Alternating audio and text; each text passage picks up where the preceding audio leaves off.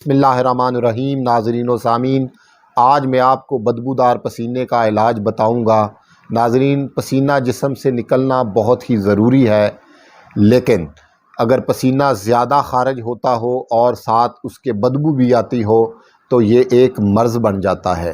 اس کا علاج کروانا چاہیے، کیونکہ بدبودار پسینہ بہت ہی شرمندگی کا باعث بھی بن جاتا ہے۔ آپ کسی مجلس میں بیٹھے ہوں، وہاں آپ کو پسینہ آئے اور پسینے سے بدبو آئے تو لوگ اس کی بدبو سے تکلیف محسوس کریں گے، کراہت محسوس کریں گے، تو وہاں پر آپ کو شرمندگی محسوس ہوگی۔ ناظرین، اس کا علاج کروانا چاہیے۔ اس کا علاج ہومیوپیتھی میں موجود ہے۔ آئیے اب میں آپ کو اس کا ہومیوپیتھی علاج بتاتا ہوں۔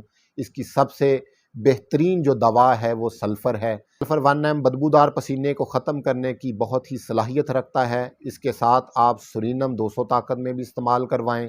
سورینم 200 طاقت میں 1 گھونٹ پانی میں 5 قطرے ڈال کر دن میں 3 مرتبہ استعمال کروائیں، اور سلفر 1 صبح نہار منہ 1 گھونٹ پانی میں 5 قطرے ڈال کر استعمال کروائیں۔ چند دن کے استعمال سے بدبودار پسینے کا خاتمہ ہوگا۔ اور اس کے ساتھ ہی میں اجازت چاہتا ہوں۔ اپنا خیال رکھیے اور میرے چینل کو ضرور سبسکرائب کیجئے تاکہ میری ویڈیوز آپ تک پہنچتی رہے۔